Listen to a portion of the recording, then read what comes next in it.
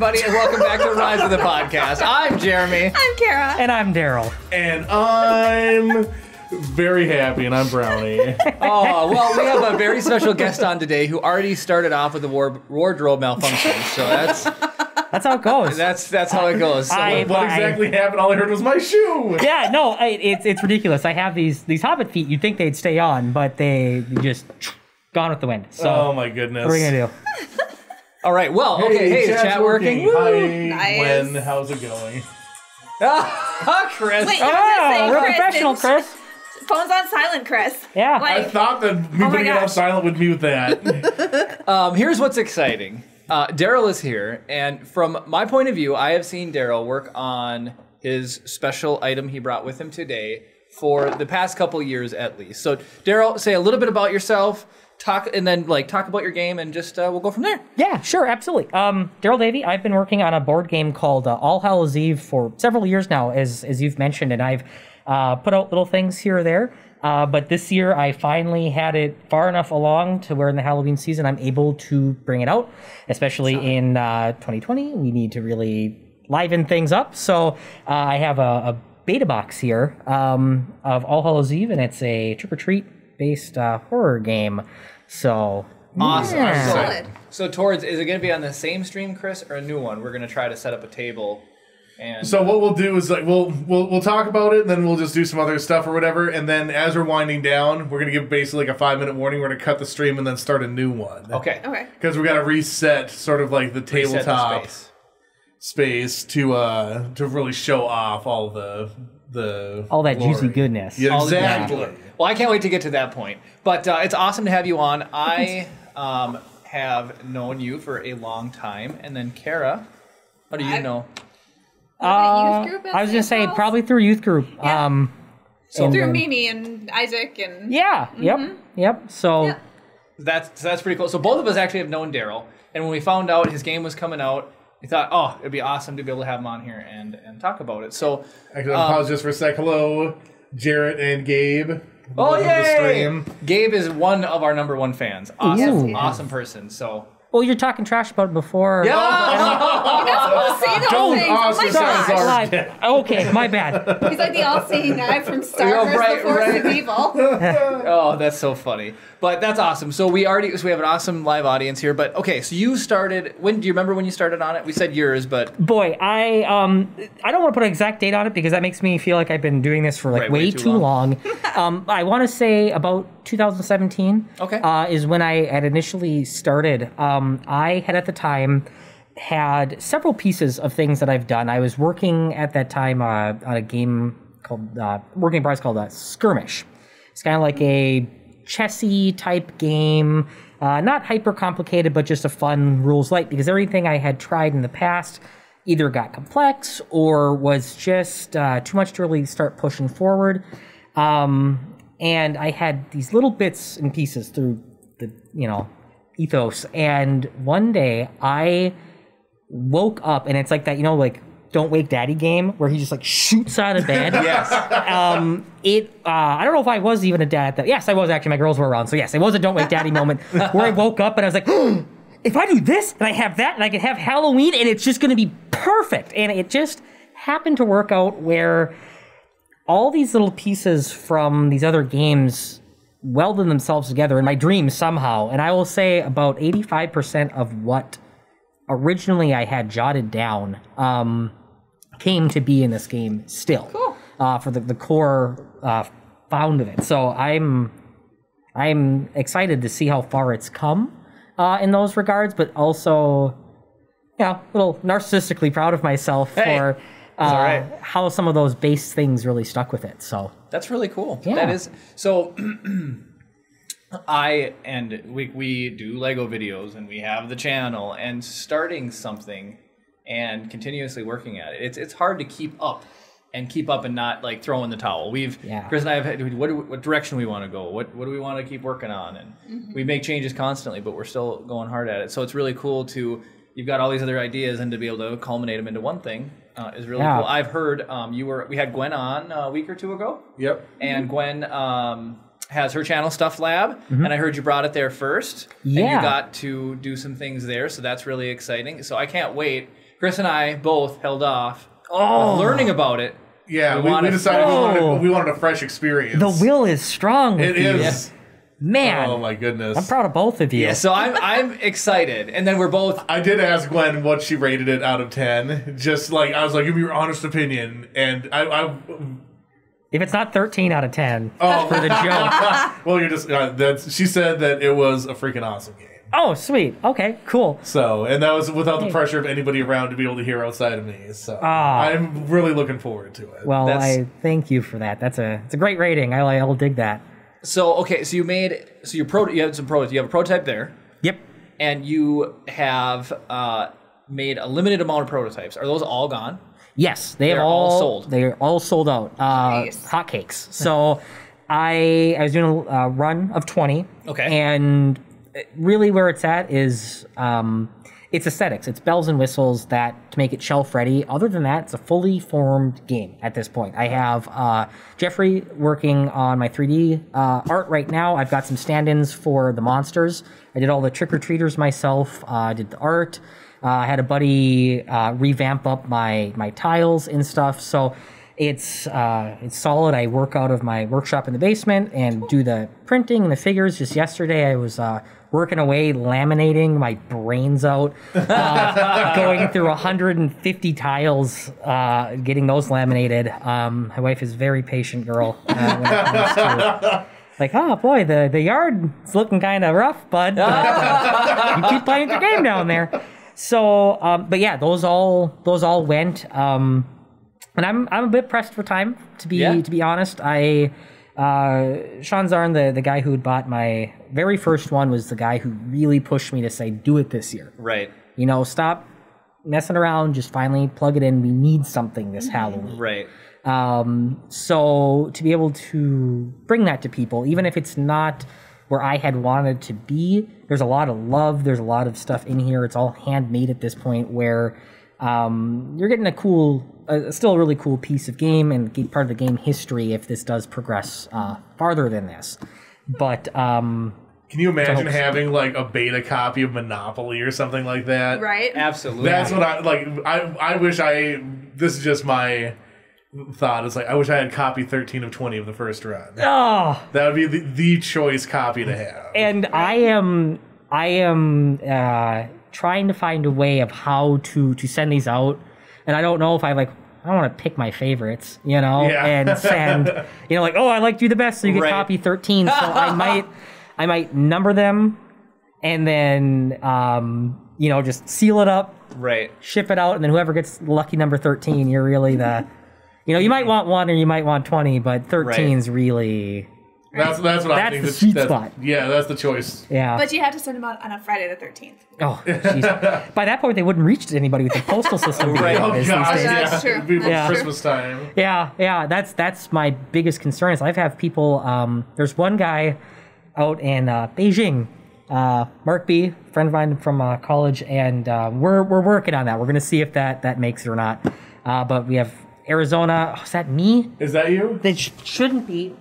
It is. So, and I shut it off. So that's my Svengoolie alarm. So that's what I'm missing to be here. Tonight is The Blob, which is one of my absolute favorite horror flicks. So you're all welcome. The sacrifices I have to make for you. We thank you. Yes. I know. Gwen said she got the best one. She got the signed beta copy. Yep, she did. She got and she's got one of 2 sets of the So now we're going to work into the semantics. The demo cards, because I was supposed to go to. This might be the first time I talk about on live. DeluCon. I was invited out there by a couple different folks. Contacted me to come and try and do that, and they're still, I think, working on some stuff. So I don't want to speak for them and say what's going on. Well, but we're part of it. Oh, we help plan it. well, Try to then. talk to Phil, Amy, Mimi, Josh. Yeah. Yes. We're on the Duo Council. Yeah. Perfect. So you are very well aware. So now I feel silly. I should have known that. That's okay. It's all good. Everybody says, know "Oh, who we'll we talk are." to them." You are the Right. them. Then I now realize. It's all good. I feel like nobody actually knows who's behind. No, you're the conventions. puppet masters. Yeah, you're pulling the strings behind. Right? Everybody That's sees what happens, but not who's doing it. What I consistently say is when it comes to doing creative stuff in this area, it's a very small world. Like actually once you is get into it, it's like, oh, you do that? Oh, that's Right. you. And it's just like the same 30 people in charge of doing everything creative in the area. yeah. Right. It's insane. It's absolutely crazy. So- So, are you going to be able to release a copy to the public? Would you have any time Well, frame on that? that's the hope. As of right now, I want to get these out. See if people think like whoever's getting these are really my final testers. Yeah. In my mind, where they any weird thing that comes up, I can check on, and I'll have a little bit of time. I'm hoping to get the word out, maybe to go through somebody. I've Right. shopped it around a little bit here or there. People have said Kickstarter and this and that. It's difficult at this point to where, what do you sacrifice? Do you sacrifice your creative power over it? Like, do you hand your baby off to somebody? Because Right. the last thing I want this to become is Freddy Krueger and Michael Myers, some branded thing. Right. You know? Right.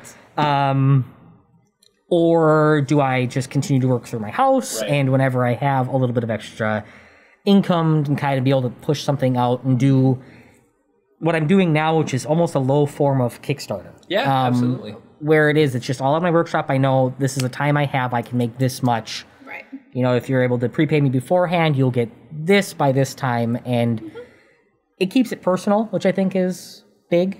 Right. But that's not to say I wouldn't hope to get with somebody so I can get this much bigger. There's a couple of places here and there that I may make copies for, and they'll sell it out. There's a few in River Falls and out and about. So perhaps I'll just do local business workshop stuff. If Yes. I recall correctly, in Superior, there's a place, like a board game place that has like released a couple of decent titles that you might want to get a hold of. I will check that out. I know there was a few that I had talked to, and then something big in the world happened. I can't remember quite what it exactly is, that it Yeah. was. but something happened where a lot of the correspondence I was having. The wide Putin meme. Yeah, if you will. Shut the world down. Something. It's at the tip of my tongue, It's weird. Do you have any contact info you want to give out to somebody if they wanted to get a hold of you about it? I mean, currently, right now, it is as personal as it gets. Darrell Davey, you can find me on Facebook. Okay. I'm hoping to do a webpage eventually. Again, once I'm done with this run, that's when I'm going to start going. Because, like I said, I wasn't anticipating giving it out at this point. Right, absolutely. So I hadn't gotten to the marketing end of things. But right now, Darrell Davey, so Darrell, Davey, Davey, on Facebook. I'll try to throw my Mischief character back up as my profile picture again. Perfect. So anybody who wants some of that information, you can just contact me directly on there. Yeah. And anybody who's watching not live, we'll have links in the description. You can click on that. You can go ahead and reach out to them. Yes.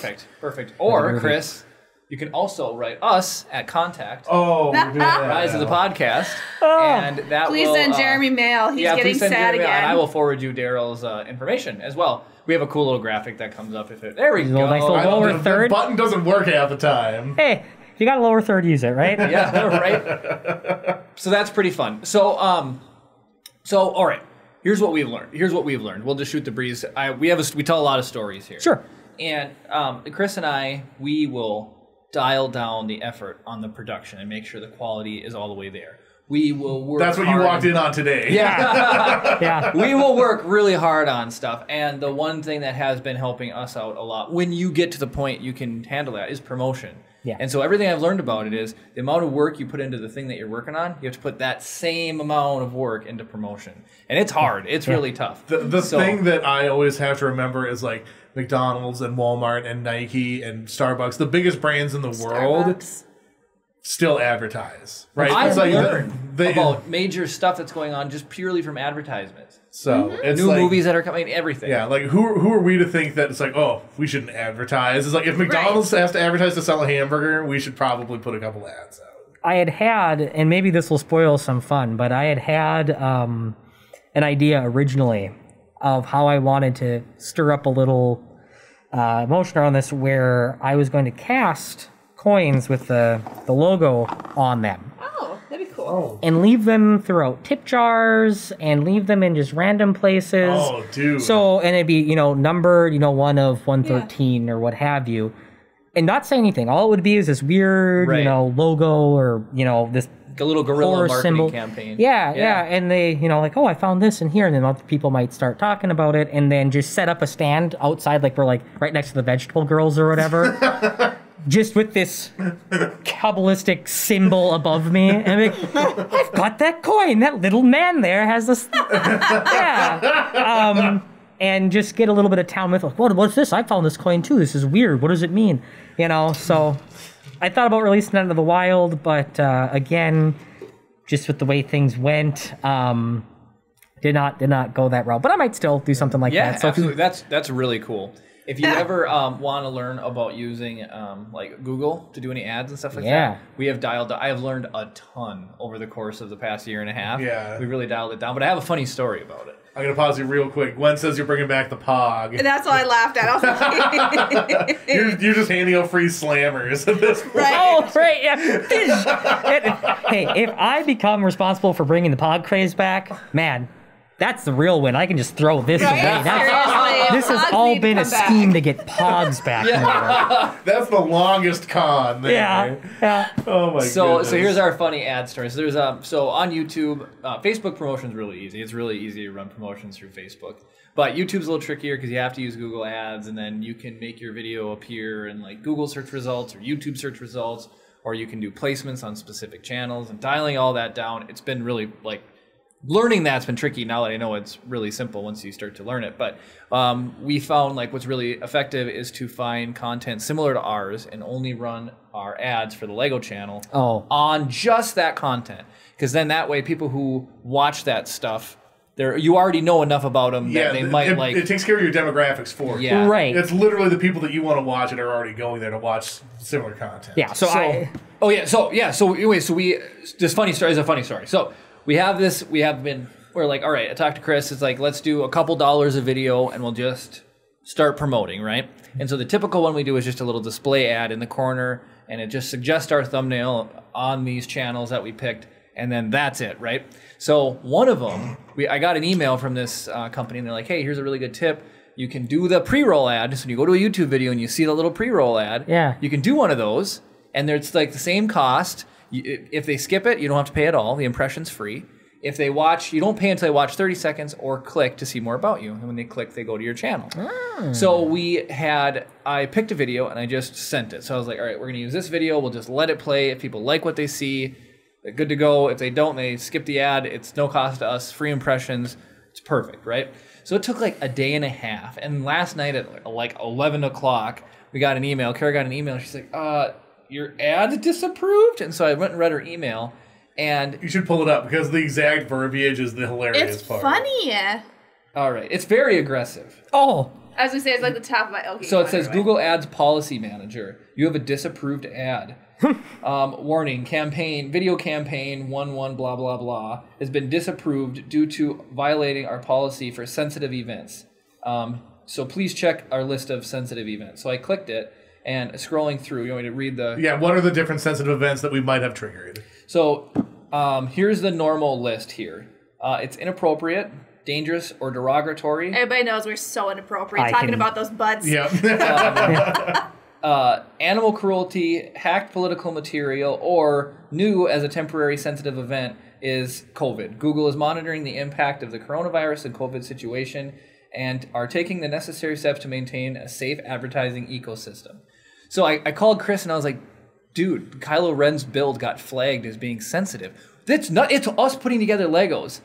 That build, we built it way back in March. Yep. When it was, people were, that was like the Minnesota lockdown is probably going to happen. When I tried my live event at Legacy Toys, so the mall was just crickets. I was like, cool beans. So anyway, thanks fate. Yeah, right. So Kara and I almost broke a piece or something, and all I simply said was, "Oh man, if we didn't have this piece and it broke, we'd have to go out in COVID and get another one."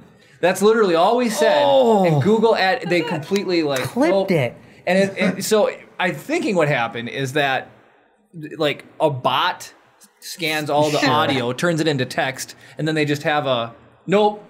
Can't have that text word out there. They don't care if it's true, false, indifferent. Yeah, but it's completely out of context. Like, I'm not trying to say COVID is real or fake or anything like that. Oh. All I was doing was like, man, we'd have to go out and brave COVID to get another set. Yeah, because there's another build that we did that it still hasn't come out yet from January. That's right. Where, and it's in the channel trailer and stuff, so you can see this moment where we give Jeremy some Duplos after he makes a mistake on the build. Best thing ever. It's pretty hilarious. So in the video that we tried running as an ad, he's referencing that. He's like, you guys are gonna have to go and brave COVID to get me more Duplos. Oh, that's right. That's what it was. So and that's literally, so like we're referencing a video that hasn't come out yet that we recorded 9 months ago. Jeez. At the very beginning of the thing, and it's just like how insane of a combination of things had to happen for it to happen. For you to get flagged by... Yeah. Right. Well, because Jeremy's reading me this, and I was like, what on earth do they think that we did? And then I was just like running through, it's like, it has to be one of the cutaways. Obviously, the time-lapse part itself isn't violating anything. Yeah. Right. I was like, what did they say? And it's like, oh, he probably, when he says we have to do the whole Duplo thing. And it's like, oh my goodness. Unless Google Ads just hates Duplo. Oh, Gabe says, let's stop saying the C word because it might shut our stream down. That's a good point. I started to sweat over here. I was like, oh boy, someone's going to bring up Harambe and we're out. Like,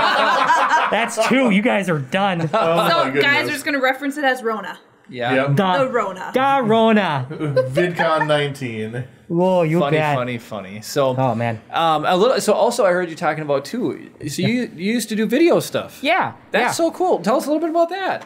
So, yeah. Sorry. Digging up the path. Gwen said, dub it over with Walmart. We'll have to go to Walmart to get more stuff. Yeah. Sorry. Go ahead. Oh, and then pretty soon they're going to be talking about Starbucks. Yeah. And then everyone laughs and laughs. So I used to do some film work. I worked out of Hudson for a while, did some sound and light tech out of Woodbury, various events with some of my buddies, filmed some stuff with my buddy Ben Veneer, weddings and whatnot. Fun, and just, just all sorts of different things. I didn't do a lot of for fun filming after college.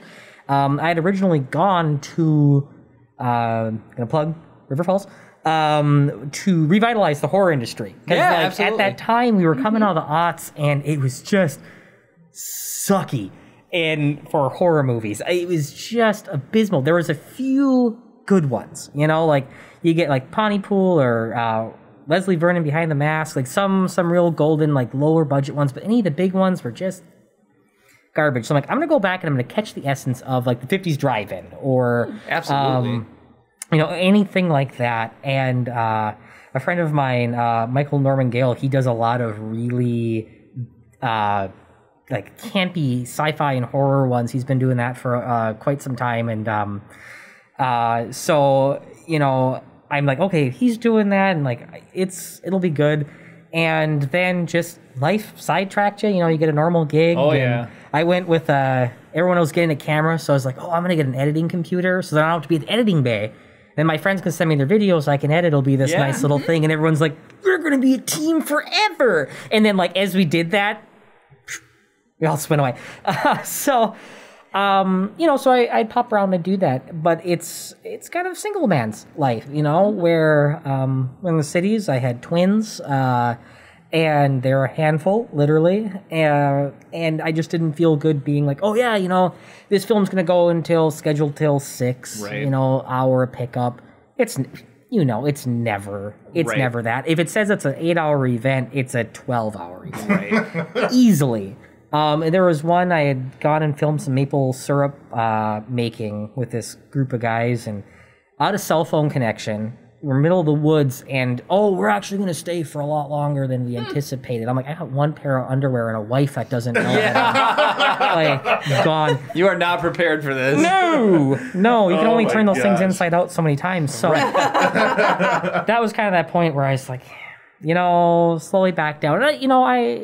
I do things here and there. I've been helping with the local theater department, high school.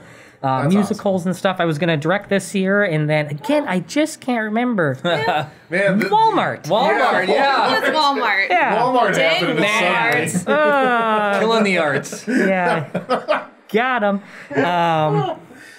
anything to keep the little guy down, you know? Right. Exactly. So, and having moved back, it's opened stuff up. The job I currently have, I have the schedule of a high school student, which is legit. I used to get snow days, I used to get nights and weekends off, so that's where a lot of my extra time came in to where I could start working on this again or working on some more passion projects. So, but really, most all of that has been set aside for the last few years for this, which is fine because I do really, really enjoy the aspect of creating these sort of things. So absolutely, that's super cool. Yeah, no, that was a fun thing that we could totally relate to because I've worked on video projects with Chris all the way back from high school, on and off again over the years, helped him with a couple projects while he was in college. But you gave me some PTSD for a second when you talked about maple syrup. He made me do a shoot with honey. It was a nightmare. Honey crackers. Yep, that's a classic video. Oh, man. It's super funny. If you find that on the internet, good luck. It's out there. What's the SEO optimization for honey crackers pretty much on YouTube? zero. I'm pretty sure.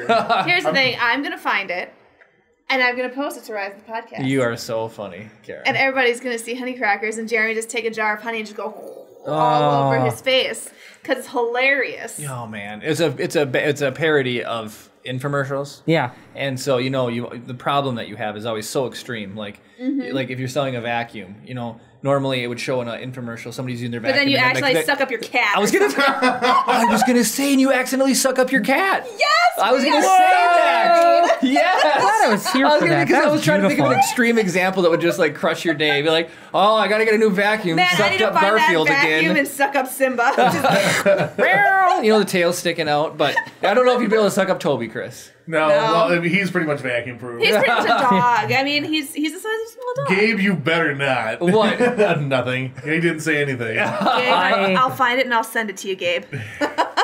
I watched it like 3 days ago. It's not that bad. No, it's just My favorite part's the tag at the end of the film when he does. Oh yeah, I love that. Please come and subscribe. Please comment. I might find other videos that Gabe can post too. No, how The about Latin- not? I'm going to send you to Puerto Rico, Kara. Dudes, I will go to Puerto Rico. Like, I know winter's coming. I will go to that's actually a Puerto fair Rico. There was one shoot I was doing. We were doing one of those Doritos Super Bowl commercials. I don't know if you guys ever tried your hand at that. I've done I helped one. out Yeah. a friend do that. Yeah, I got sucked up by aliens Oh, because they wanted my Doritos. Oh, we talking about weird things though, right? Like, Yeah. it was one of those moments where I'm wondering, how did I get here? Like someone cut to me and it's like, let me explain. I am on a child's potty with my swim trunks on, with another man pouring lukewarm water on me slowly as I'm rubbing my face, and Cheetos Doritos are being poured down, and I had to be in the potty so I could get in the shot. And it was supposed to be this guy like drooling on me because every time I opened the Doritos bag, he would drool, and that's how I was paying the water bill for the month because Oh he my didn't goodness. pay. But it was like one of those things where I'm like, oh, this is all fun, and then like I just saw myself from the outside. Oh. And I'm like, I'm getting filmed in a shower with just like standing on this potty. It was just the strangest little bit of events. Like no one knows that on the film side. Like they see the shot, they're like, okay, whatever, it's fine. But the things you have to do to get these shots are insane. Yeah, absolutely. Yeah.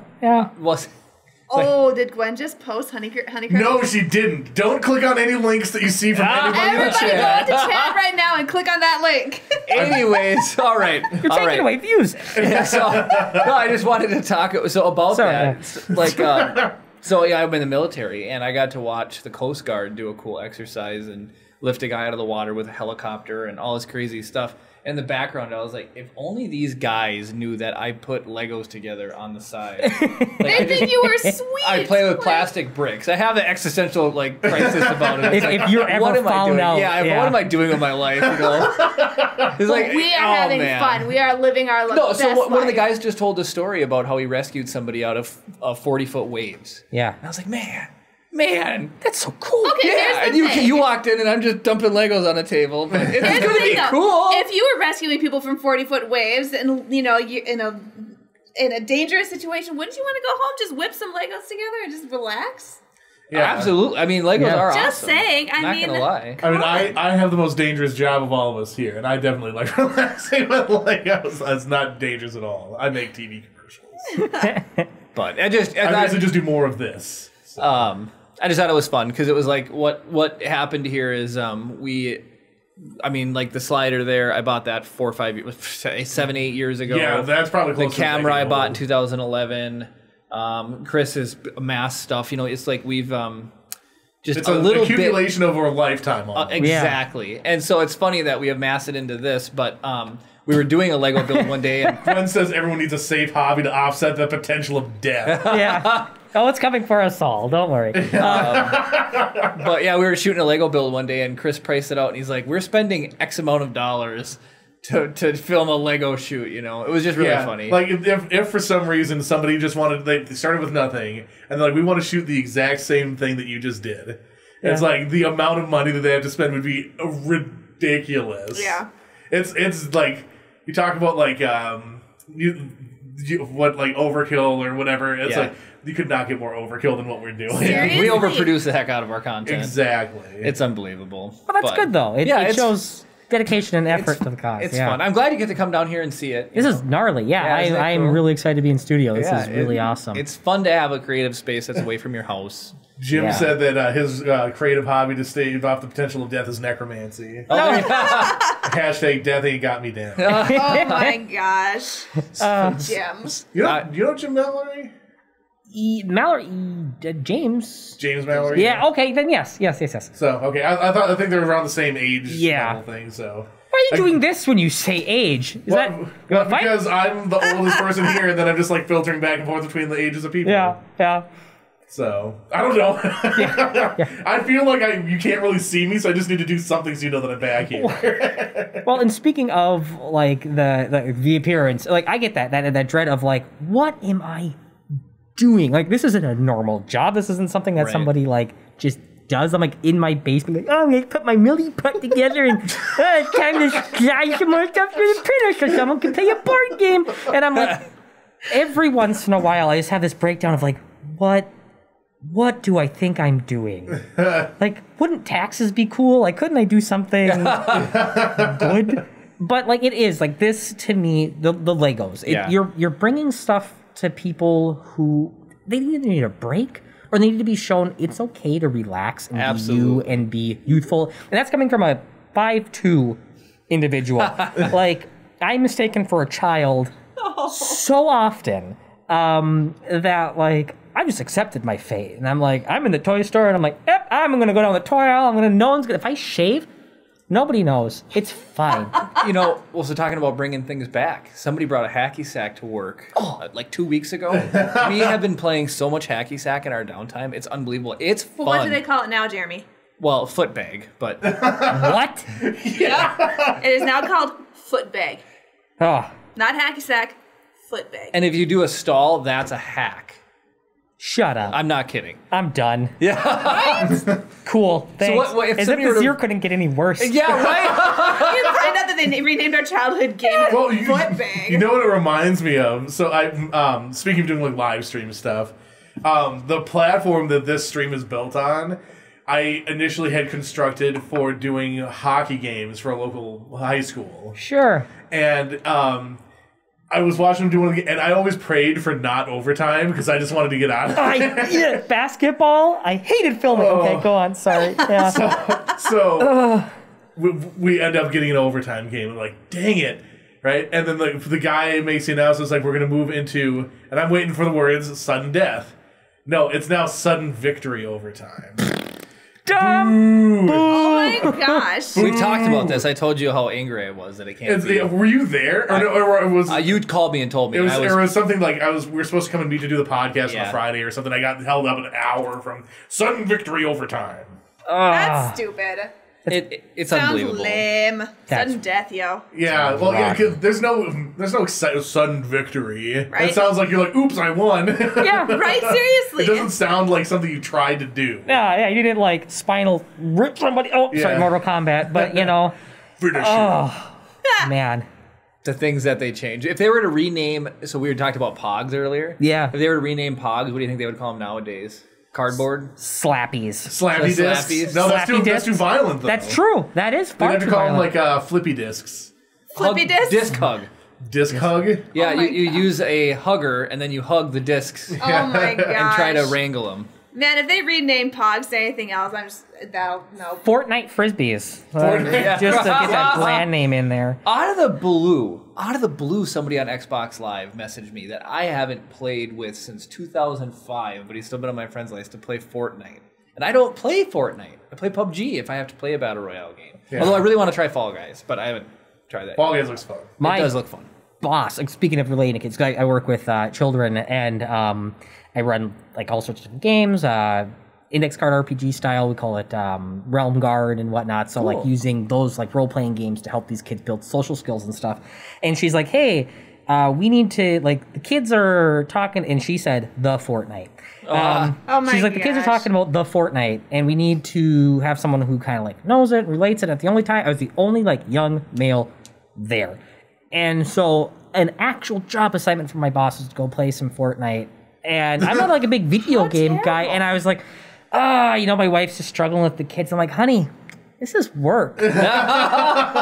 Like my boss told me I had to come home and do this. Oh my gosh. And I pwn wish. these noobs, I think. Yeah. Yeah. So that's what it was. So I played Fortnite for a hot second.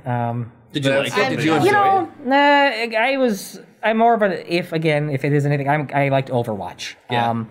I'm not a huge video game guy. I like to be with people. I played a bit. If I do, it's a solo game. Kingdom Hearts. Oh, yeah. Pokemon is probably the thing I get most competitive yeah, for. absolutely. Got some Digimon games, me and like 3 other people, because Right. got to keep it alive. The card game finally got the English announcement yesterday. Oh, nice. Yeah, so anybody who's excited in that, hit me up. I need friends to play Digimon with. That's That's awesome. Darrell Davey on Facebook. Darrell Davey on Facebook, desperate. Desperate for friends. Yeah. Darrell Davey. Yeah. So That's really cool. yeah, and they promise it's super hot in Japan right now, and they have promised it's not the same crappy one that came to America eons ago. So we have a legitimate game now, which Cool. is so choice. Speaking Yeah, of games, Gabe says Fall Guys will make you have a love-hate relationship with a side of rage quit. Does Gabe? You play Fall Guys? He Gabe? apparently plays everything.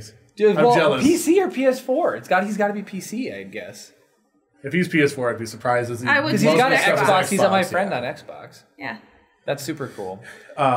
Jim had mentioned in the chat a little bit earlier a game that he and I were working on. Speaking of creating games, with a whole just like briefly, it's not nearly as far along as yours, but it's a card-based game where you're a blacksmith and you're trying to create the best weapon possible. I remember seeing some prototype photos he put up when Yep. I was doing that really, really early. He had like this spread across his table of things. So yes, he I and do. I were working on that. Awesome. How has that been coming along for you guys? Intermittent, basically. And that's what's taking this so long, as it is. It's a process. But like we like the core mechanics that we think are sort of worked out, and we've done like very, very, very light sort of play testing, but not even to the point where it's like we'd played a full game even. Okay.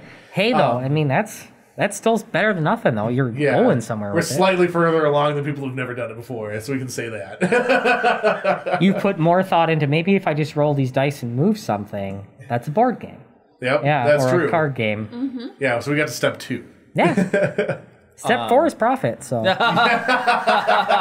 You're close, Chris. We're halfway there. Yeah. You're halfway there. As just a quick, so you like board games, Yeah. right? That's your thing. So Kara's cousin, every holiday that we get to be around him, he always shows us a new game or gives us a game as a gift. So some of the games he's introduced us to is, because I'm not a huge board gamer, I love them. I just don't know a lot to play. But he introduced us into Dominion. Awesome. Okay. Love Dominion. Yes. King Domino, which was really fun. If you haven't tried that one, I have not tried you that one. need to King try Domino's that one. one. King Domino's That a one's good one? awesome. Have you heard of Hanabi? Hanabi. Yeah. Yes. That one's really fun. Yeah. Firework game. That What's one's another cool. one that David has introduced us to that we loved? Oh gosh. I feel like there's been so many. And I can't think of them. Well, I need to take a second to talk about King Domino. So really quickly, you have a 5x5 grid, which makes 25 spaces. Sure. You deal Math. out, there's kingdom tiles, and there's a king in the center, so you actually only have 24 spaces to play with. But you have a little stack of these tiles. They're all face down, and each one has a number on the back. And the number's kind of like the weight. And if you have 4 people, you deal out 4 tiles face down. And then if you pick, you take your little guy and you flip everyone over, and then Whoever goes first, once that's decided for the first round, you put your little guy out there, and then that's the tile you get. And what you do is there's 3 or 4 different types of terrain. There's plain, water, woods, and there's like swamp, I think. And there's like a mine terrain. There's a mining one too. And so some pieces have a crown on them. Okay. And so what you do is you can only put the dominoes so that the matching terrain is there. The kingdom is wild. So that establishes it. Some are mixed tiles. And what you try to do is you try to expand your like terrain so that you get as much terrain as you can touching. Sure. And the most crowns you can in that terrain. And the crowns act as a multiplier. So if you get 8 playing fields and 3 crowns, it's 24 points. And you get a little 5x5 grid to do it. So then better pieces, the ones with the more crowns, when they're face down, that weighted number, those go towards the end. So if you want that tile and you go first and you put it, you pick 4th next time. So if you take a good tile, you pick later on. If you pick a like non-crown tile, you get to keep going first. And so there's strategy there. It's really, really fun and it's very affordable. Target, I think, even sells it. Oh yeah, so, Target has it. It's game. Legacy Toys, otherwise I would almost absolutely have it. So, anyways, all that being said, by the way. I had it somewhere where I was going. Do you have any games you recommend? Like your favorite games that's not All Hallows Eve? Yeah, well, just curious because only All Hallows. There can only be one. Yes. So first and foremost, the game that like really started, and I can blab on about this later, but Zombies by Twilight Creation was like what hit me into board games when I was younger. Where it dawned on me that it could be more than Uno, Monopoly. Right. So and I would say like there's a lot of love letters to even that in this. Like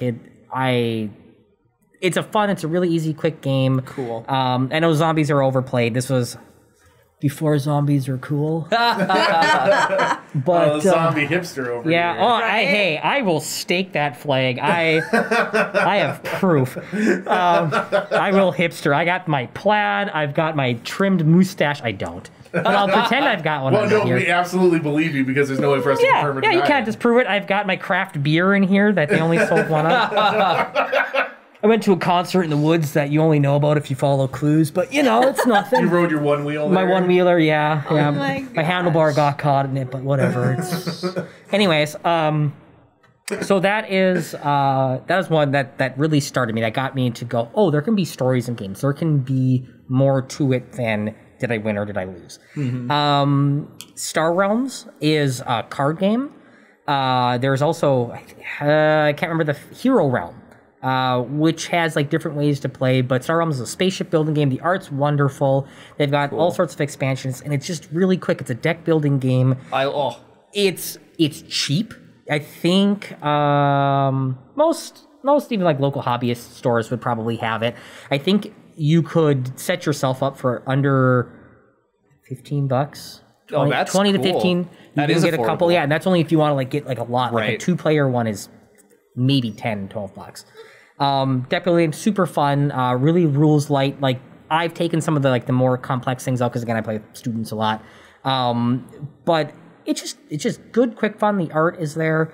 Going back, my wife and I, we even just like King's Court and Othello. I mean, those are just like more just basic board games, but they're a blast. They're a hoot. Yeah. King of Tokyo is a real big hit with the kids. I have played that one. Yes. It's been a while, but I've played that one. It's one of those ones that sits on my shelf and I love it when I get it out, but it's not one that I remember to always grab off of the shelf. Right. But I love it every time I play it. It's really, really fun. Have you played, is it Small World that we have? Yeah, we have Small World. But I've seen it. I have come close. There's one similar in style to Small World. Dice City. Okay. Setup's a pain in the butt. Like it is the one thing that stops that game from getting onto the table. But Dice City's a super fun like management game, and but similar in that kind of cutesy style. It's confusing. Like I remember we tried playing it, just you and me, and we were reading the instructions, and we were like, "What now?" Like I played it before, but it had been a few years from us playing it to us buying it and remembering how to play it. Yeah, getting like that's key for me because like I'm not like I spend all my money and I'm a bit of a snob. I'm like I'm not gonna get that one. I can see it. So And I don't always hop on a lot of the trends and this and that, but like I have my niche requirements that I usually do, and one of the things is either quick setup if I can, and this one is one of those where I wish it would go faster because it's one of those things that keeps board games off the table, and then rules explanations. If I can remember 80 to 90% of the rules, and maybe we can fudge through the first game and then go, oh, that's right, we did that wrong, it's fine, and get back to it. Right. That's good. But if you have to go, all right, let's check through the rules, or oh, this changed. You got a manual this thick. Yeah. And I mean, even with my rule book, that's been something I've tried to do where I think people might get syllabus shock a little bit looking at mine, but most of it is me just stopping people from doing stupid stuff. Like the game itself is simple, but I have to have a lot of semantics in there for someone who's like, well, technically your card says this.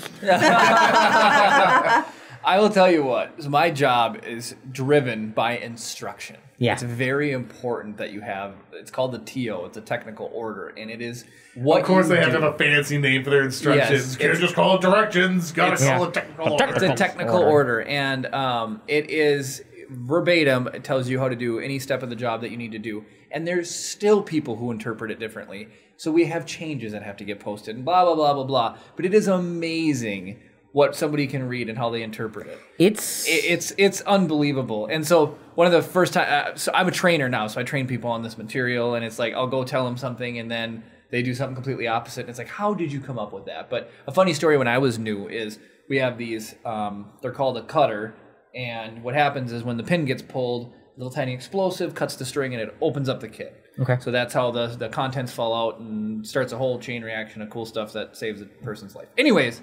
That's not important. Life-saving things, not important. Let me talk about this other thing. There's minor two ways. explosions are cool. Continue. There's two ways to... There's two things that hold that thing together. It gets tacked on or sewn on with thread, and then there's a little tiny clip that just pops off, and the cutter slides in and out, right? So my boss told me back in the day, he's like, all you need to do is just remove the cutter and check it to make sure it matches the paperwork. So serial number's correct, it's not expired, blah, blah, blah.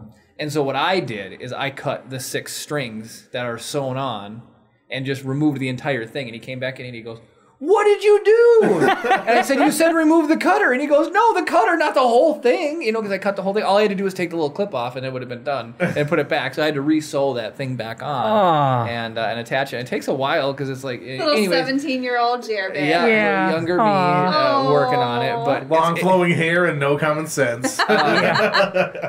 And so there's it's just one example of like a way that, you know, you lay out what you think are specific instructions and how people can still, I'm pretty sure they mean this. It is, you know, so.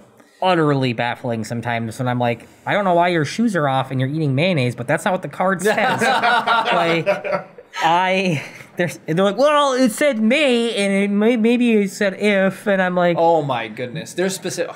The may There's verbiage where you may do this or you will do this. We argue over that. Like, no, may means it's optional and will means you will do it. I don't know. Like, oh man, it's unbelievable. Well, speaking of games, a game that I have played a lot of, Magic the Gathering. I've heard of that one. So very yeah, you have to know like you're talking like may things versus like things that always happen versus whatever, blah blah blah. And there's so much like you're talking about like semantic like derivation to figure out whether or not, and like to the point where like if there's two things that are similarly worded, it depends on like which sphere of influence that occupies, and you just like have to know it.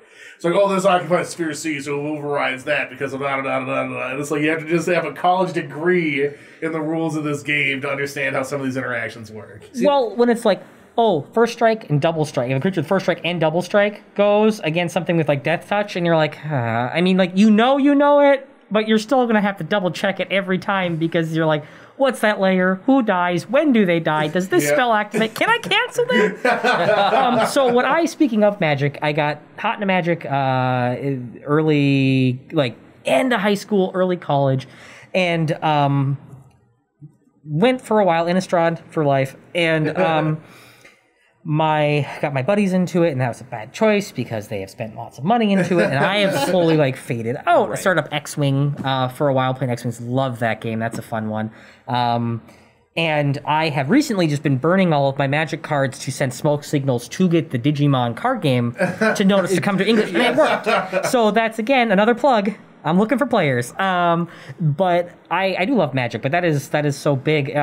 And as a board game person, it's so nice to have a cultural touchstone where anybody has had some tangential relation to Magic at some point, where you can say, this is kind of like a red-black move. Yeah. Or this is this role is kind of like a white-blue player thing to do, and people... I actually get that reference. I do. Yeah, right. You're like, okay, now you say it in that game term, and you're like, oh, okay, so it's very controlling, and I have this board state that I can keep, where red-black's like, I'm just going to go nuts and just rip it apart. So having other games that are similar has been very good. I've had a couple smart people ask me, you're like, oh, what games are similar to yours? And that's pro question right there. Yes.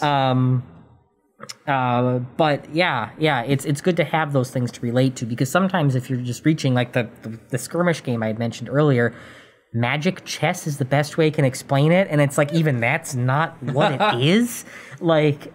Which is why this has been on the back burner, because monsters are way cooler than what I was doing.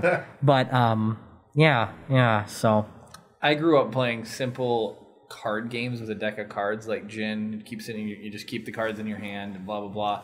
So the first time I ever saw Magic was, I want to say it was Chris, because I have a very vivid memory of watching Chris and probably Tony play a game. And the coolest part of Magic for me was when you tap the cards. Yeah, I just thought that was cool. I was like, wait, you're using a card in a manner, it stays on the table? You used it. It doesn't go away. Yeah, it's tapped. You untap it, and the tag. I just thought the fact that you could continuously build up, and I think that's why Dominion really, I thought, was awesome, because it's building. You get to keep the cards, and keep playing with them.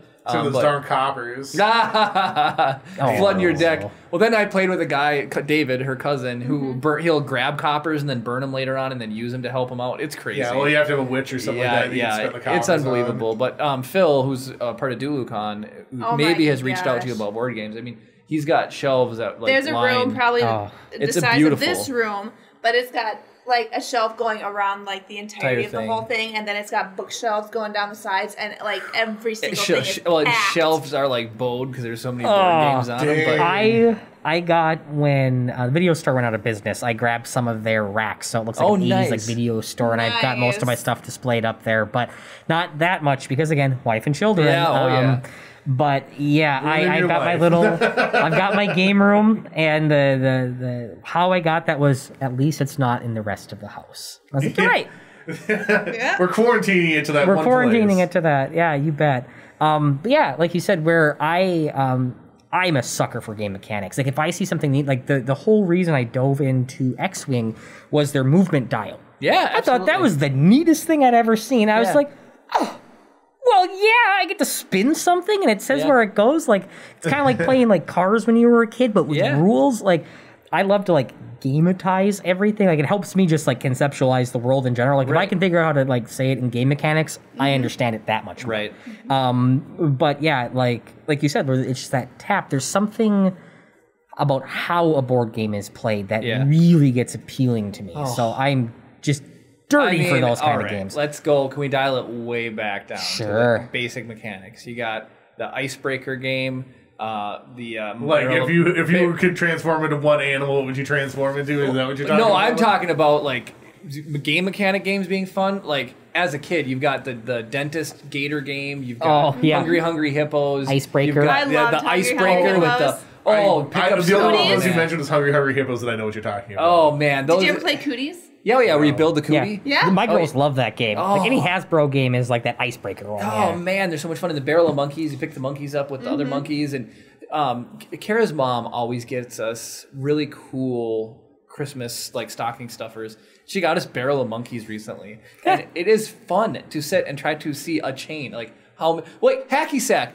Somebody will get reach out and get a cool save, and it's man, that was sick, that was awesome, right? And it's how you just these basic things that are still core values of gaming are really fun. So hacky sack and making the monkey chain and everything, but it's super fun. And something as simple as I said, watching Chris tap his cards, that made me want to try Magic. because it was the coolest thing. And then the interactions. To me, Magic suffers from like power creep. It's gotten to a point where it's like when I started playing, there was like the Gen 1, the original guys who were like, oh, power creep, it's not even the same game anymore. Ugh.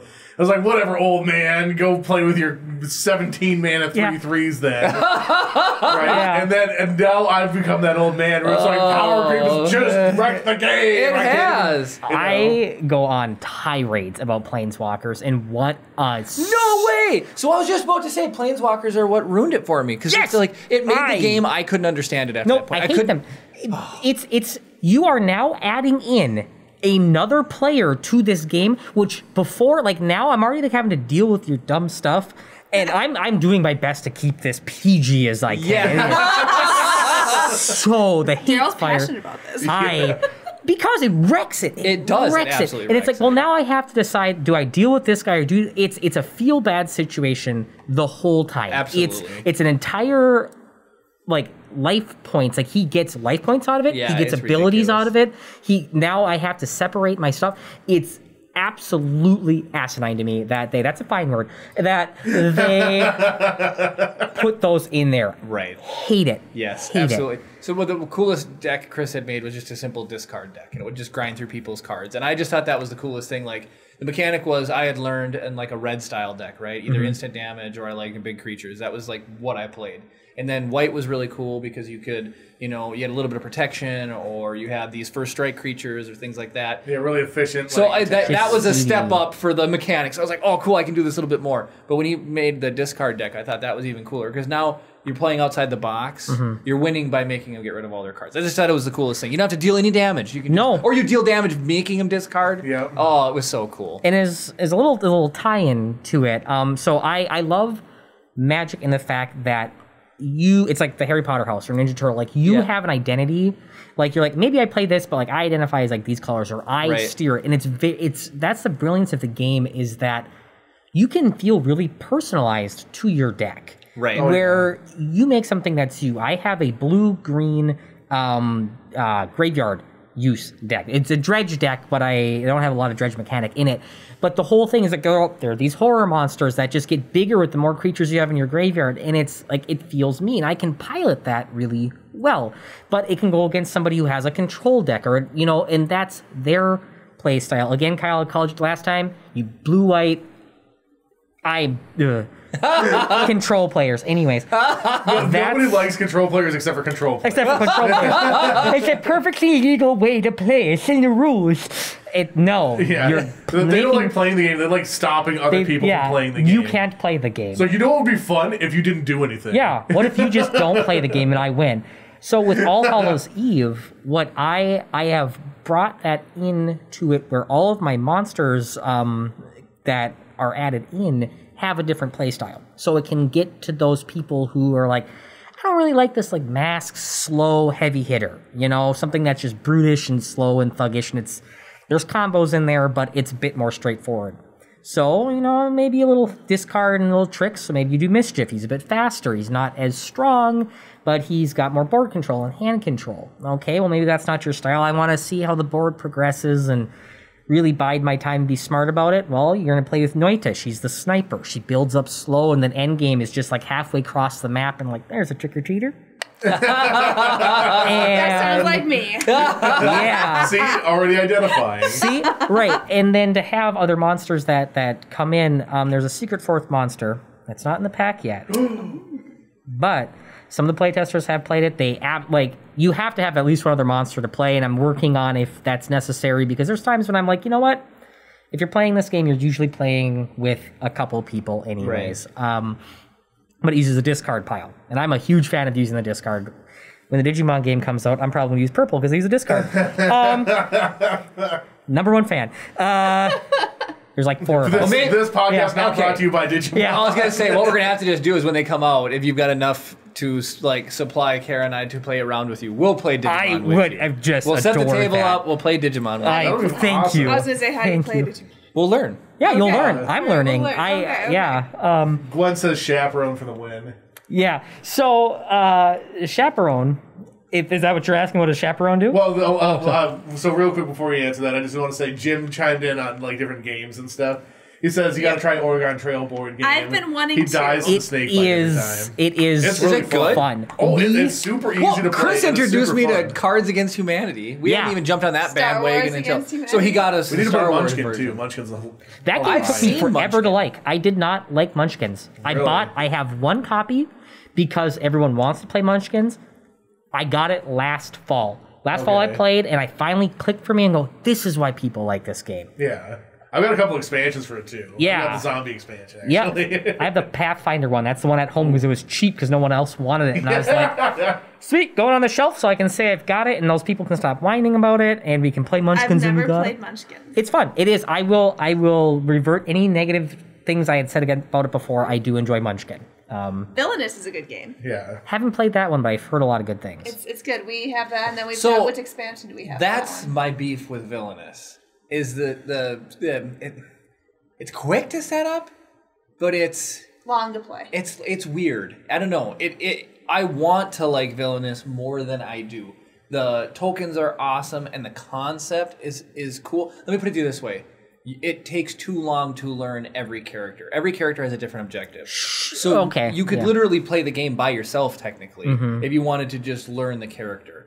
If you knew how to play all the characters, then it would be fun, because then you could jump in and then actually switch. But and then that's the same thing is there's two ways to play it, you play your objective, but then half of the playtime you are messing up other people's objectives, and it really creates, like, there's some characters, Ursula is almost impossible to play because it's so easy to mess up her objective that, like, you can play an easy trick on somebody or something, and then they can't finish the game. It's tough. And then too, you come against a skilled player in that who maybe does know, and you're a rookie. Another thing with All Hallows Eve, that I have cards and dice for a reason. Some people are not going to like the chance of random. I hate walking into a room with somebody who's mathed out the game and says, I've already won this game. Secret Hitler is one of those games where you can play some wordplay, but one of my friends is so good at math that he knows whether you're lying, even if, like, because I have a silver tongue, baby. I can lie my way anywhere I need to. But this guy, he's like, no, you're wrong because the math is this, and he'll dumb down the math for everybody, and they're like, oh yeah, you're wrong. And I'm like, is it a legal way to play? It's like, it's boring though. It's at that point, then it's not boring. It's still a fun game, but it's a feel bad moment. You know, because now it takes one of the core aspects of the game away from it, which does make it less fun. Right. So yeah. Yeah, I know what you mean, where this is where I have randomness. So, like, the dice rolls and the cards come up. Like, you might really know how to pilot this, this monster around. But if you're the chaperone, you're like, oh, I know my trick-or-treaters, but maybe one doesn't get there, or you draw a different candy card than you're hoping for. It gives new players a chance to catch up. Like, old vets will know, these are my combos, these are the things I'm looking for, these are some good things, but you never know what you're going to roll with the dice. I have one that rolls a D12. You can still roll a 1 and a 12. You know what I mean? Absolutely. So the odds are forever in your favor. But that movie is so pertinent now. Anyways. A grim foretelling of our current state. Yeah. I'm just going to go back and cry on break. That's cool. Yeah. But yeah, I wanted to work that into a game because of that, like, you have so many other things going around. Like, all you have to do is focus on your one guy, know how that one works, and you still have a chance. And you can go against pros and be good. That's cool. Yeah. That is awesome. Yeah. Any other comments you want to grab, Chris? Gabe just said it's been years since he played board games. Well, get ready to get a lot of suggestions. Actually, so what I want to do now, anybody who's watching that has any questions for Darrell about the game, about the process of him coming up with it, how it works, I do want to hear about the chaperone character in a moment here. But if anybody has any questions, write them in while you guys are formulating your questions. I think that we should go ahead and do some Star Wars leaks real quick. All right. Did you watch The Mandalorian? Yes. Yeah, awesome. The new season, October 30th. So excited. I am so excited. Stoked. It is wonderful. That was a silver lining. I want to, Chris is pulling it up. We watched Mulan, and I was very disappointed. Yes. I didn't even give it a try, I'm going to be honest. I just knew we were on the fence on whether to do the whole, that's a whole nother argument, the whole $30 when you already have a subscription. But Bill, who's just absolutely awesome, he wants to show it to some of the kids and stuff that he worked with. So we're like, absolutely, let's get it. Sure. So we watched it, and that's a bummer. Disney needs to stop remaking, do live action remakes. And this is again an unsubstantiated rumor. Something I've been picking on. Apparently, Disney might be doing a live action Digimon series. Really? Which interesting frightens me. But to head back to the Mandalorian, that saved a lot of the series. It felt so good, and as like a person who really loves props and really loves like nitty gritty details and realistic stuff. The Mandalorian brought back what I think like the original 3 had that the other ones lost sight of by big CGI special effects. And then obviously they're in there still to make things easier, but man, it's a westerning, it's a samurai flick again. Like it is exactly what Star Wars had been. Yeah.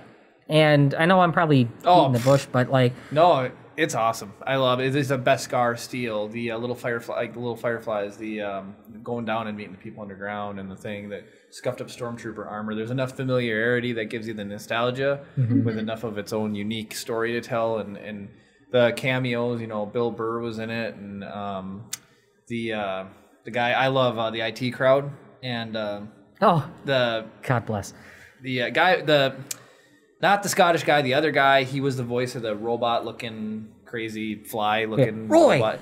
Yeah, Roy. Moss is the one with the... Moss. Yeah. Oh, he's so funny. Oh man, I love the IT crowd. But anyways, so just long cough. the fun. It was just great. The Darksaber was some cool. Oh yeah. Yes, there's one of those like couch jump up moments where my wife's like half asleep and she's like, "Why did you move so fast?" I'm like, "It's the dark lightsaber. You don't understand." Emily. They said in the Rogue One they had a little diagram, so we knew it existed in canon. And she's like, "I don't care."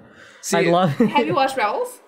What's that? Have you watched the TV show Rebels? I haven't yet. I meant to. I haven't gotten around to it. It's also in there as well. It's in there. Yeah. Oh, and I know. I knew that it was in there. I have a buddy who's told me all about it. It's also in Clone Wars. Yes. But like live action. Yeah, live action is what. Yeah. Yeah, like when I saw Moff. I was just buying time while you pulled up Star Wars leaks. Yeah. Oh my gosh. All right, let Chris tell us what's going on. We are a Star Wars podcast. We claim anyway. So occasionally we were just talking about Star Wars. So we do have to talk about Star Wars. I wasn't paying attention. I can talk about X-Wing all night. That's Star Wars. What we I want to talk about that too. What better way to talk about Star Wars than to go and look at unsubstantiated rumors, news, and other leaks on r/Star Wars leaks. So these are the 5 top posts from the past week on r/Star Wars leaks. The top thing is from 3 days ago. The Mandalorian starts streaming October 30th. Just basically a Karma Farm post. Jeff Goldblum says he discussed a project with Taika Waititi that has to be secret right now after an interview mentioned The Mandalorian. He directed the Jawa episode, I believe. Okay. Oh. So if you know his work, that's his work. That was his contribution. And he's also signed up to do. He's writing a new Star Wars movie. Yeah. So that is. I loved the Jawa episode. Oh my goodness, with the Mudhorn and the. I know. You mess with the Mando, you get Force Hando. I thought he was signed. I thought he was doing a TV show too, like a female-led TV show. I thought I heard. I think you're right.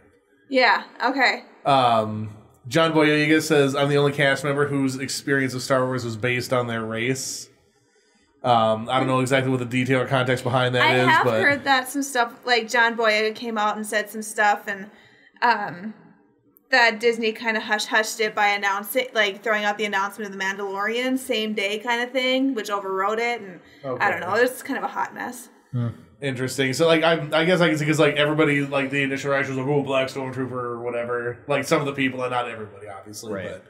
You know, so it's like I can see how that would sort of like taint the experience, like where everybody else's journey through Star Wars is described by what their character does, and he's like, "Oh, you're the guy who was a Black Stormtrooper." Got it.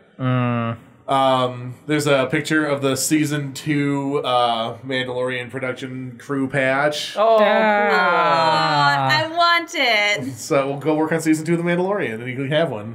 I would love to. If you guys want to hire me, I'll come and help out. Yeah, I fit in most of the Little Thing costumes, so you let me know. You can play teenage angsty Yoda. Oh, would I ever? I have said it so many times. I am the same height as a stormtrooper. Call me. Kara and I's dream job is to go be a stormtrooper at Galaxy's Edge. You're 6'1", I'm 6 feet. Clone troopers were 6 feet, and that's kind of the standard for stormtroopers. There's a bloody Ewok, so yeah. Cool. Yeah, have fun in your cool costumes, guys. Great. Just be I have to play Jabba the Hutt, so don't worry. Yes, yeah. If you ever get a chance to go to Disney World or Disneyland and check out Galaxy's Edge, the Stormtroopers dialogue is the greatest thing to happen to the planet. They are so on point with the conversations and things that they do. They break character and they'll act. It's awesome. There's a lady in a wheelchair and she was just like telling him to get out of her face. And they went up to her and they surrounded her and they just started really busting her chops. And so she was like throwing it back at her. And the guy's like, "Did you just say that to me? Did she just say that to me? Look at this human." And they're amazing. They do such a good job. They really sell it. Harassed you when we were down there. Oh, they like, how many times did you get stopped? Like 4 times? Yeah, Kara just wanted to get stopped because she had Stormtrooper ID. I bought a stupid Stormtrooper ID, and the losers never stopped me. I wanted to be like, because one of them scanned in the range and knew. Yeah, because she was gonna wait because they'll say, "Let me see some ID" or whatever, and then people always grab like my little expandy thing, go, there it is, and then let it go and let it zip back. Yeah.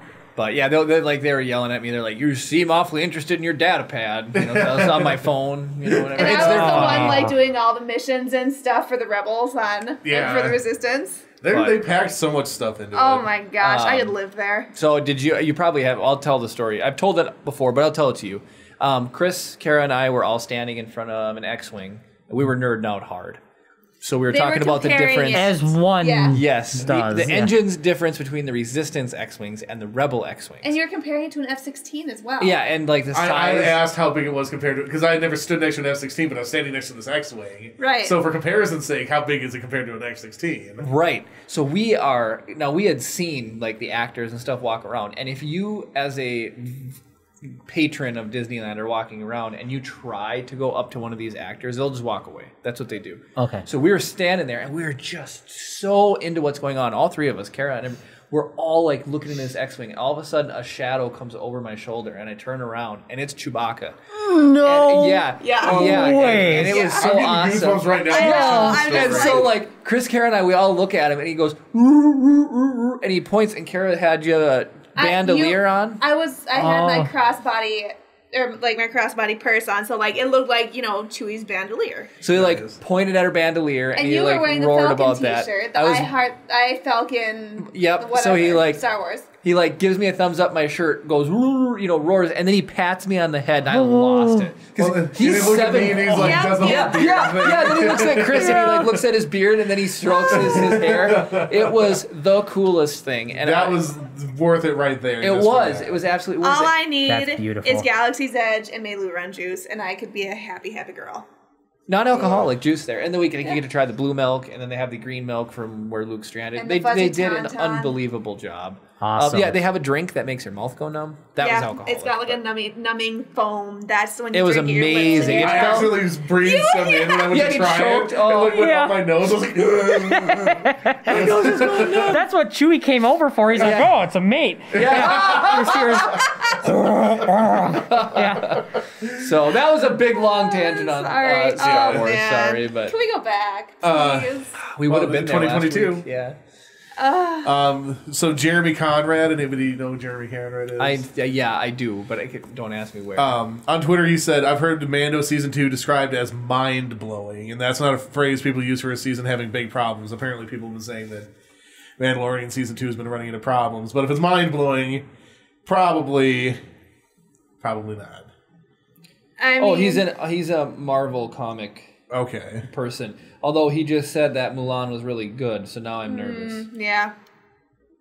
But how much do you think they're paid to you say this is push that brand? That's true.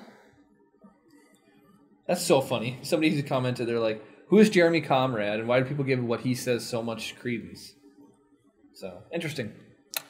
Things you learn every day. But he has something to do with Marvel, so...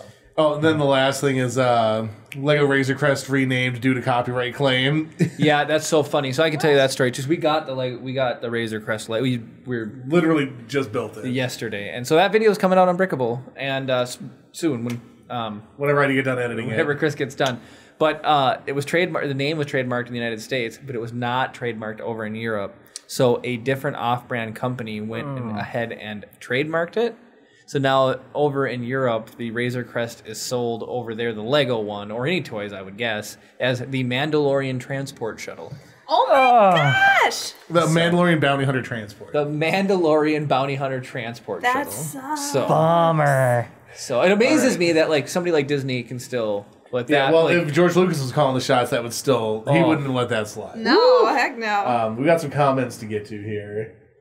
So Brad said, Brad's watching. Hi, Brad. Hey, Brad. That the guy that I asked who he was is a paid opinion. Oh. So and then what you just said is what I replied. Oh, with like 5 O's.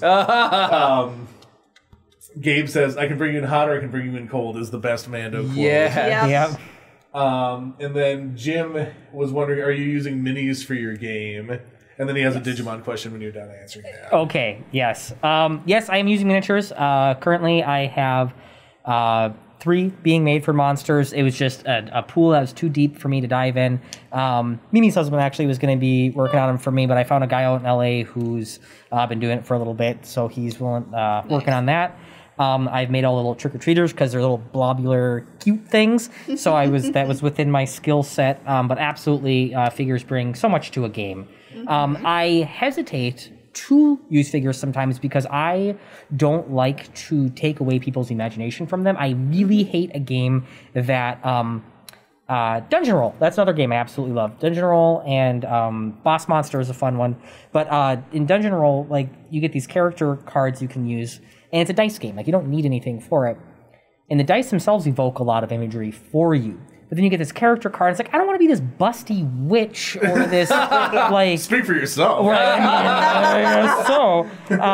But, like, there's just something that takes me out. Like, I want to, like, in my head look like me. So, with the skirmish game I had been working on, I wanted to make it very, like, shapes, abstract shapes. This was a thief, a knight, or, like, an archer, and leave it at that. Right.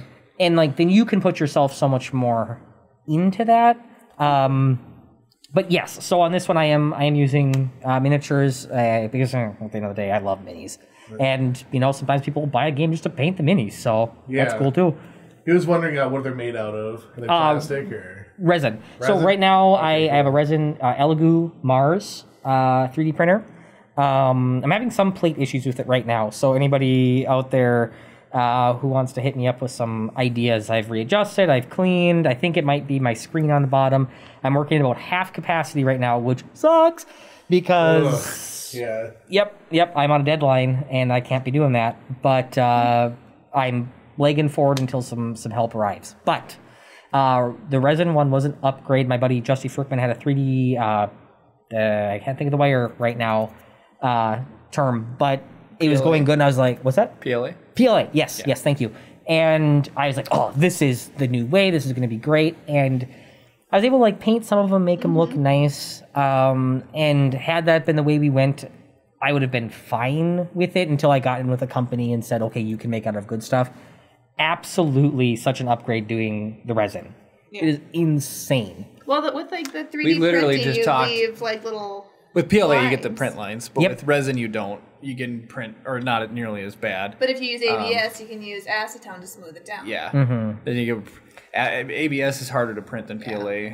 It's not forgiving. But Jim just talked about PLA, literally resin printing last night. Yeah. Literally resin printing last night. Yeah, like literally last night. Like he stopped by to drop off some drinks for us because we couldn't leave because we were in the middle of shooting something. Oh yeah, I had to scrape right before I came here. I had a print that was going off, and I was like, oh, gotta get that before I go so I can keep it rolling. The thing I really like about it is it's the reverse of the PLA where like I can print a bunch if everything's working at one time and it takes just as long as if I print one. Right. Where it's the opposite. So that's been really nice, and there's just way more high quality. I rarely see if there's a line or anything, and smattering of paint on there if you paint your minis, it's wonderful. Yeah, absolutely. Yeah, Jim says resin for minis is hands down the best choice. So.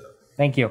You got to watch. There's a guy just for if you sound very busy, but the Craftsman on YouTube is absolutely the awesome. Craftsman. The Craftsman. The Craftsman, not the Craftsman. There's no T. Oh, It's just the Craftsman. Yeah. Nice. He's hilarious. He's awesome. He does such a good job, but he's very much into like custom minifig, all that stuff. His voice is very soothing to listen to. Yeah, he's awesome. Black Magic Craft. Cool, you know? He's so cool. Yeah. Gabe says he has a resin Mando statue and it's amazing. Oh, cool. Sick. I haven't got to print anything fun out of my printer yet because I'm doing this game 24/7. And I'm like, man, a Pokeball would be kind of cool right now.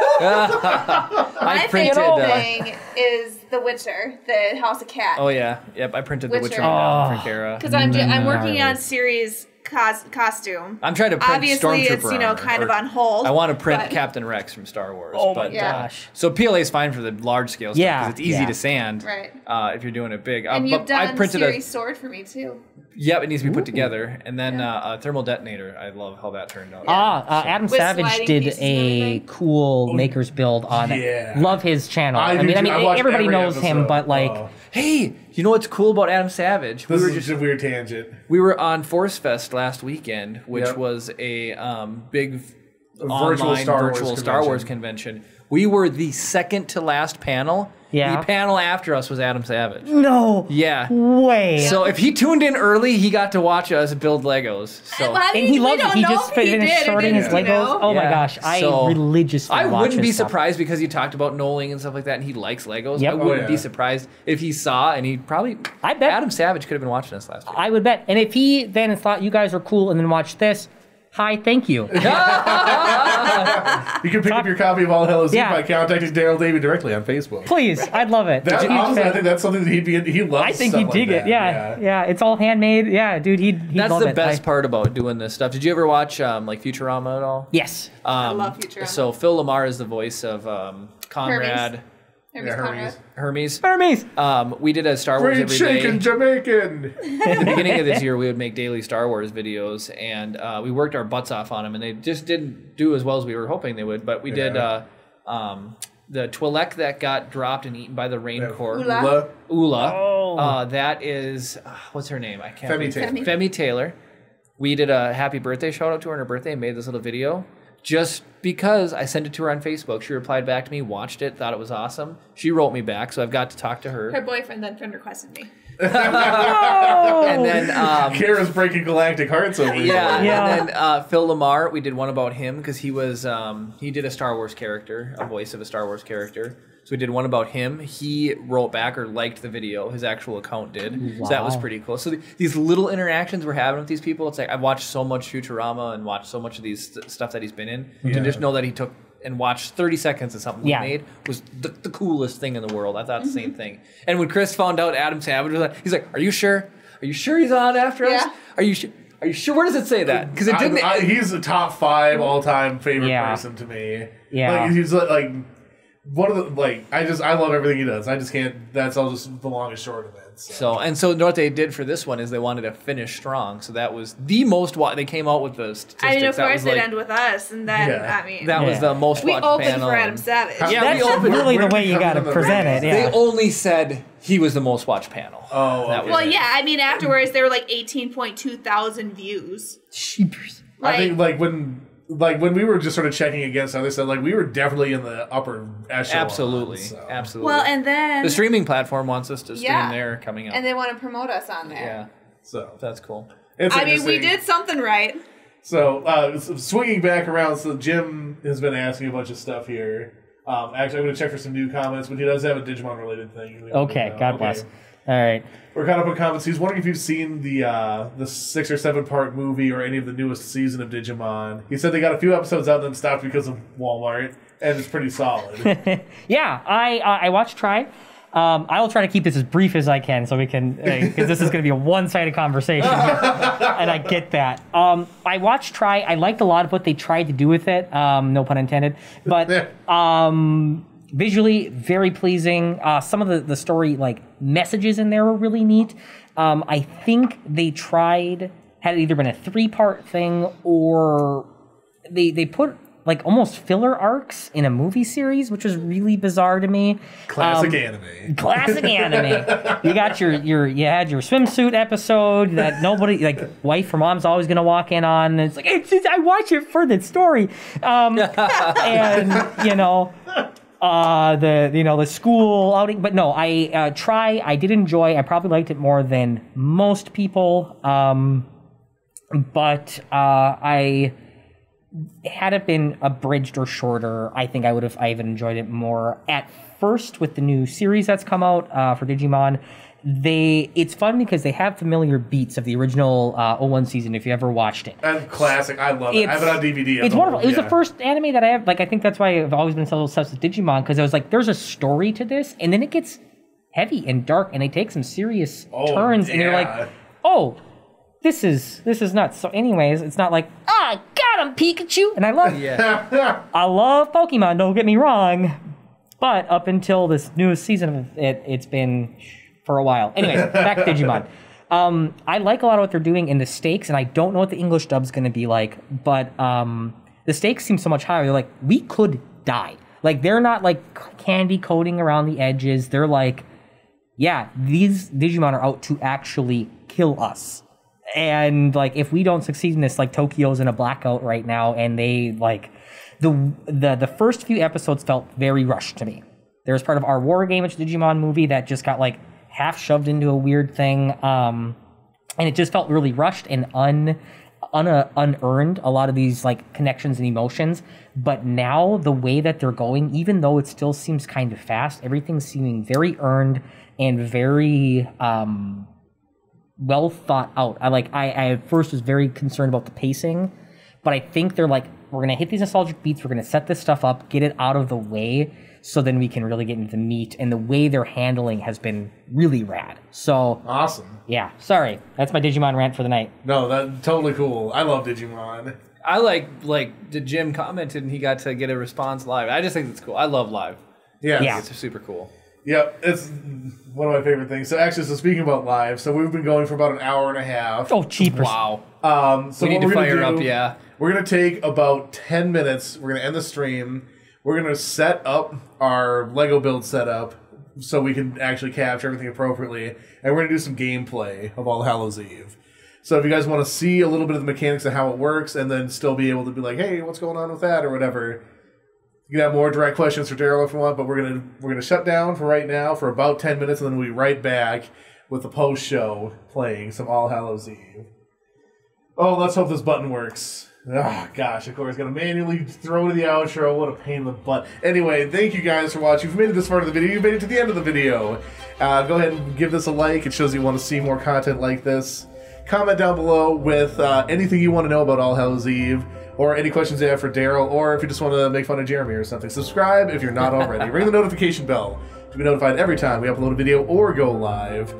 Thank you guys so much for watching, and of course, may the force be with you.